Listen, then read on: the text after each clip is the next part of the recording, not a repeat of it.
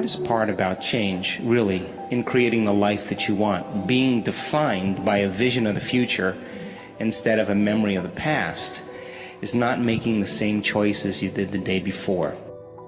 And the moment you do that, you step into the unknown. When you begin to realize the unknown is the perfect place to create from, that void of unpredictability, that uncertainty, that unfamiliarity, is really the quantum place of uncertainty where all manifestations come from. So when you and I become comfortable living in that unknown place, I think then that we begin to manifest the things we want in our lives. So for me personally, I want to execute and be defined by a vision of the future instead of the memories of the past. So most people's brains are organized to reflect everything they know in their life. Their brain is a record of the past. And if you feel the same way every single day, and feelings and emotions are the end product of past experiences, it means, number one, nothing new is happening in your life, and number two, those emotions are keeping you anchored to the past. If thoughts are the language of the brain, and feelings are the language of the body, and how you think and how you feel creates a state of being, most people are literally, biologically, neurologically, chemically, genetically, and even quantum-wise connected to a past.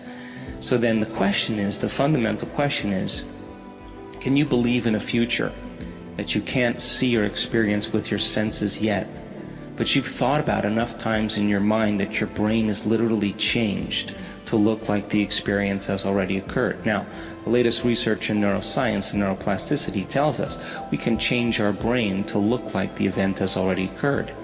And can we begin to emotionally embrace a future reality that's a potential in the quantum field and begin to emotionally embrace it to such a degree that we fall in love with that future reality, that our body as our unconscious mind begins to believe it's living in that future reality in the present moment, and we're signaling new genes and new ways to change our body to look like the experience has already occurred in preparation for the event. When you truly do this properly, you're not waiting for your success to feel empowered. You're not waiting for your wealth to feel abundant. You're not waiting for your new relationship to feel love. You're not waiting for the mystical moment to feel awe. So if you're talking about manifesting your dreams, well, it only requires two things. It requires a clear intention. An intention is a vision, a possibility. The moment you say, what would it be like to be healthy? What would it be like to be wealthy? What would it be like to have a new home? What would it be like to have a great job? And you get this idea in your mind, that's intention. Then you write down the details. Okay, I want to travel around the world. I want to have great benefits, great insurance. I want to work with really cool people. I want to have a chance to be creative. And you list all of those individual elements to fortify your dream. The more you get clear on those details, the more your brain begins to work in new ways. Anytime you make your brain work differently, you're changing your mind. Now, the moment you get inspired and you begin to feel what it would be like to live in that future, your body is getting a chemical sampling, an emotional sampling.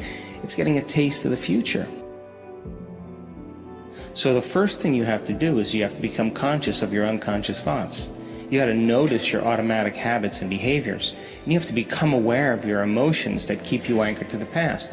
And if you can become so conscious of the unconscious states of mind and body that they would never slip by your conscious awareness again, you're becoming familiar with the old self so you don't return. Then if you begin to think about new ways of being defined by a vision, plan your behaviors, review them in your mind. Now, if you keep doing that over and over again, nerve cells that fire together wire together. You begin to become familiar with a new state of mind. At the same time, if you can emotionally cultivate your inspiration, your joy, your enthusiasm ahead of the experience, by repeating that over and over again, cultivating that state, it's going to begin to become familiar to you. So then the process of change then requires unlearning and relearning, breaking the habit of the old self, reinventing a new self, pruning synaptic connections, as we say in neuroscience, and sprouting new connections, unmemorizing emotions that are stored in the body. Then here's the key, reconditioning the body to a new mind and to a new emotion. It's literally moving from your past to your future. It's losing your mind and creating a new one. And so then when you begin to understand that in that process, it's going to feel a little bit unfamiliar, uncomfortable. And if you can relax into that, instead of going back to the past, continuously invest in your future, sooner or later, it'll begin to become easier and easier and easier. And all of a sudden, when you least expect it, something amazing is going to happen in your life. And when that event begins to occur, you're going to pay attention to what you did inside of you now to produce the effect outside of you. And that's called human empowerment. And there isn't a person in the world that's excluded from this equation.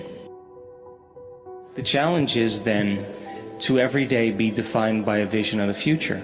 So then, when you combine a clear intention, that's a thoughtful process, with an elevated emotion, a heartfelt state of being, thoughts are the language of the brain, feelings are the language of the body. When you truly do that, your brain and body are living in the future instead of living in the past. And you're going to be drawn to some new event, because thoughts are the electrical charge in the quantum field, and feelings are the magnetic charge. And how you think and how you feel broadcasts an electromagnetic signature that influences every single atom in your life. So here's the question then.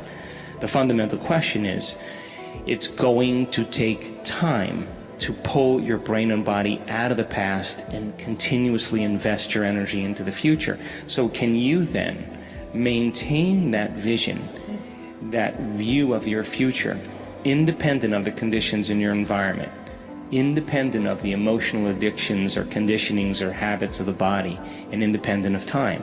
Because if you can, that's what greatness is all about. That's when we begin to truly change. And people around the world are doing this consistently, and they're doing it really well because it's our natural, innate way of being. That's the old model of reality, of cause and effect, waiting for something outside of you to change how you feel inside of you. And when you feel better inside, then you pay attention to whatever caused that. That's cause and effect. And when you begin to make the correlation between what changed you from outside and inside, you create an associative memory. The quantum model of reality begins to say then you have to teach your body emotionally how that future is going to feel like before it's made manifest. In other words, you have to feel awe in order for the mystical moment to happen. You have to feel abundance before your wealth can occur. You have to feel in love with life before your new relationship happens. We're not defining reality by our senses because we're not waiting then for anything outside of us to change how we feel inside of us. So if there's physical evidence in your brain and body to look like the experience has already occurred, physical evidence, because the epigenetic model of reality says you can change your body by thought alone, and neuroplasticity says you can change your brain by thought alone. So if there's physical evidence to look like the experience has already occurred, well, relax, because the experience is going to find you. And it's going to come in a way that you least expect. We are creators.